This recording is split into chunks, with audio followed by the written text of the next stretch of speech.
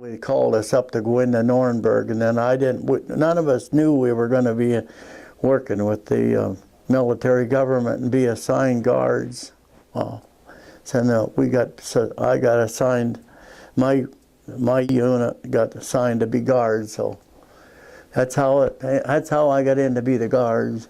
I mean, you had read the Stars and Stripes and other newspapers and seen their pictures, Kaltenbrunner, Jodl, Keitel, Ribbentrop, and here you, a kid from Franklin, Pennsylvania, yes, you're policing them.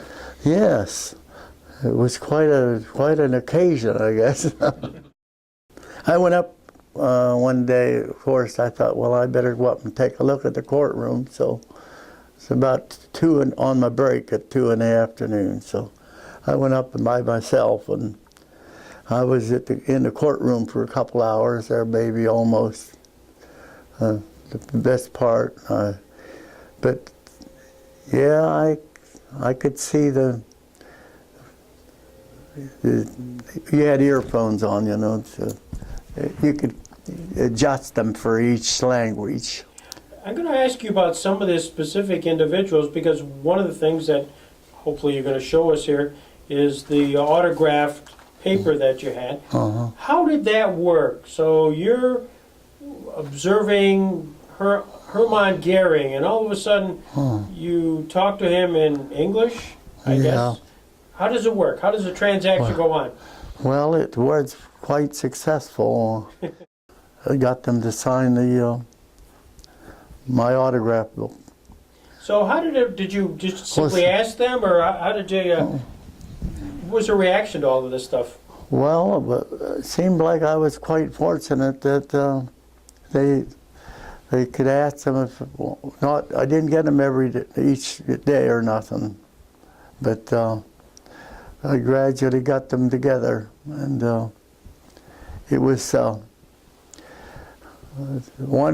I guess it was Admiral Donitz said, and Rader, one of them said to me one day, I suppose you'll take this back to the U.S. and sell my autograph. And I promised them I wouldn't. There you go. I said, no, I won't. But did you have to give these guys anything, like cigarettes, candy? Was there any barter going on? Give me an autograph and I'll give you something? No, I never did. Never, no. Again, got the autographs. Did you have to put them in through the grate? Were they in their prison cells at the time, or did you get them to sign it while they were outside of the cell? No, I just handed in to there was the small cells. Okay. The cells weren't very big. They had a toilet in them and this and that.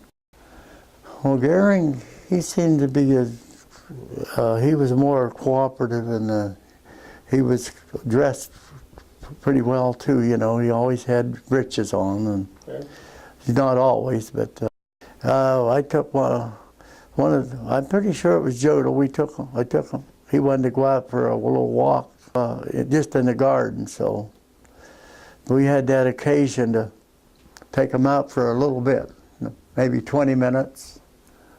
He just went out one of the side doors in the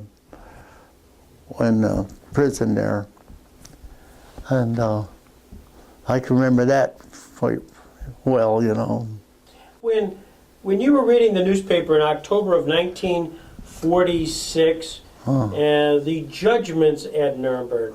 Oh, yeah. And you saw the actual sentencing, what was your reaction? Oh, well, it wasn't too much of a surprise, I guess. Prior to me being working in, it was in probably in May, I think it was, preceding a lot of stuff. I had to go over to meet the Krupp brothers. Oh, really? I went over to the hospital where they were being checked out for being not too well, you know. So they sent me over and a couple, 2 or 3 other guards. And we had to stay over there for a few days, just 3 or 4 days, while they were being interrogated by the lawyers from the United States come in and their secretaries. And I was standing right in the court, in the room behind them, and while they were being interrogated. I had my job all day long there, so. Yeah. So we even had to go to the bathroom with them and get, early in the morning I'd be over there. We'd taken over and then stay all day there. But they were interrogated quite seriously of why they were being held, because they had supplied slave labor. They had slave labor in their companies. And I was in that little detail too. Mm-hmm. What was your sense of the Krupps? Well, they seemed to be, you could tell right away they were quite successful in life and business. And I can't understand German or nothing, but they had an interpreter there, you know, in the room.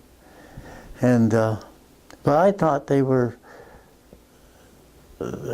we knew well, it came out in the war trials that that was why they were tried, and they got exempted from, finally they didn't have to pay any penalty for it, from what I heard, right? Right, when the day was done, that's right. Yeah, they got exonerated from for the guilt that, for some reason, being that they said Hitler, they kept saying why they were doing this, and they just kept saying that we weren't in command of the German forces. They were taking orders or something. Yeah. But that's. Did you think that because the Krupps were not, they were exempted from the first trial because of their age? The old man was. Yeah. Did you get a sense that he was pretty feeble? Yes, I thought they were.